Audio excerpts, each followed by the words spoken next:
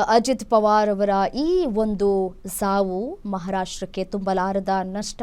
ಮತ್ತು ಇವತ್ತು ಅವರನ್ನು ಕಳೆದುಕೊಂಡು ಅವರ ಅಭಿಮಾನಿಗಳು ಮತ್ತು ಕಾರ್ಯಕರ್ತರು ಕಣ್ಣೀರಿನಲ್ಲಿ ಕೈ ತೊಳಿತಾ ಇದ್ದಾರೆ. ಆಸ್ಪತ್ರೆ ಮುಂಭಾಗ ಜಮಾಯಿಸಿದ್ದಾರೆ. ಎಲ್ಲಿ ಈ ಒಂದು ಅಜಿತ್ ಪವಾರ್ ಅವರ ಶವವನ್ನು ತೆಗೆದುಕೊಂಡು ಹೋಗಿದ್ದಾರೋ ಆಸ್ಪತ್ರೆಗೆ, ಅಲ್ಲಿ ಆಸ್ಪತ್ರೆಯ ಮುಂಭಾಗ ಅವರ ಅಭಿಮಾನಿಗಳು, ಕಾರ್ಯಕರ್ತರು, ಪಕ್ಷದ ಕಾರ್ಯಕರ್ತರು ಎಲ್ಲರೂ ಕೂಡ ಆಸ್ಪತ್ರೆಯ ಮುಂಭಾಗ ಜಮಾವಣೆಯಾಗಿದ್ದಾರೆ. ಪ್ರತಿಯೊಬ್ಬರೂ ಕೂಡ ಕಣ್ಣೀರನ್ನು ಹಾಕ್ತಾ ಇದ್ದಾರೆ.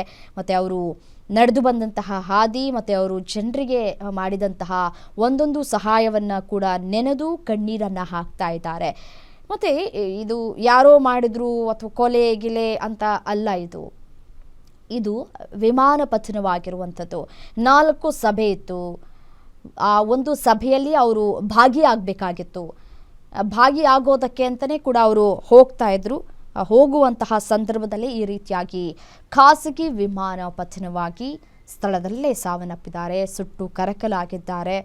ಬೆಂಕಿಯ ಕೆನ್ನಾಲಿಗೆ ಎಷ್ಟರ ಮಟ್ಟಿಗಿದೆ ಮತ್ತು ದೃಶ್ಯಾವಳಿಗಳೆಲ್ಲ ಗಮನಿಸಬಹುದು. ನೀವು ಈ ಒಂದು ಆಸ್ಪತ್ರೆಯ ಮುಂಭಾಗದ ದೃಶ್ಯಾವಳಿಗಳನ್ನು ಗಮನಿಸ್ತಾ ಇದ್ದೀರಿ. ಕುಟುಂಬಸ್ಥರು ಕೂಡ ಆಸ್ಪತ್ರೆಯ ಒಳಗಡೆ ಹೋಗ್ತಾ ಇದ್ದಾರೆ ಅಂತ ಕಾಣಿಸುತ್ತೆ. ಅದು ಆಸ್ಪತ್ರೆಯ ಒಳಗಡೆ ಹೋಗುವಂತಹ ದೃಶ್ಯಾವಳಿಗಳು ಮತ್ತು ಎಷ್ಟು ಅವರ ಬೆಂಬಲಿಗರು ಅಲ್ಲಿ ನೆರೆದಿದ್ದಾರೆ, ಕಣ್ಣೀರನ್ನು ಹಾಕ್ತಾ ಇದ್ದಾರೆ ಅನ್ನೋದನ್ನು ಗಮನಿಸ್ತಾ ಇದ್ದೀರಿ. ಕುಟುಂಬಸ್ಥರು ಕೂಡ ಹೋಗ್ತಾ ಇದ್ದಾರೆ. ಮತ್ತು ಅವರ ಪತ್ನಿ ಮತ್ತು ಮಗಳಿಗೆ ನಿಜಕ್ಕೂ ತುಂಬಲಾರದ ನಷ್ಟ.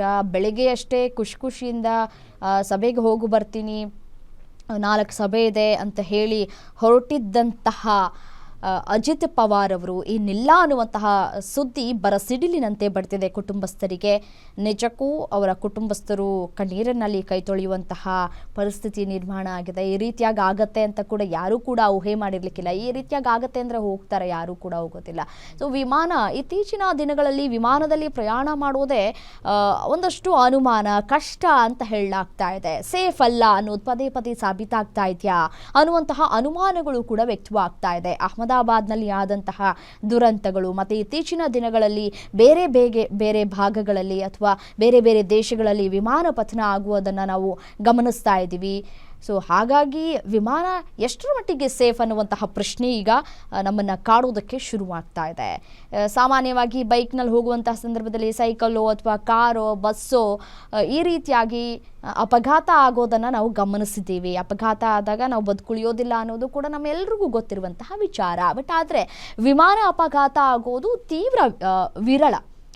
ಸೊ ಹಾಗಾಗಿ ವಿಮಾನ ಸೇಫ್ ಅಂತ ಕೂಡ ಹೇಳಲಾಗ್ತಾ ಇತ್ತು ಇಲ್ಲಿಯವರೆಗೂ ಕೂಡ. ಆದರೆ ಈಗ ಇತ್ತೀಚಿನ ವರ್ಷಗಳಲ್ಲಿ ಈ ರೀತಿಯಾದ ವಿಮಾನ ಅಪಘಾತಗಳು ಅಥವಾ ಈ ರೀತಿಯಾಗಿ ಪತನ ಆಗೋದನ್ನು ಗಮನಿಸ್ತಾ ಇದ್ರೆ ನಿಜಕ್ಕೂ ವಿಮಾನ ಎಷ್ಟರ ಮಟ್ಟಿಗೆ ಸೇಫನ್ನು ಹೊಂದಿದೆ ಅನ್ನೋದು ಪ್ರಶ್ನೆ.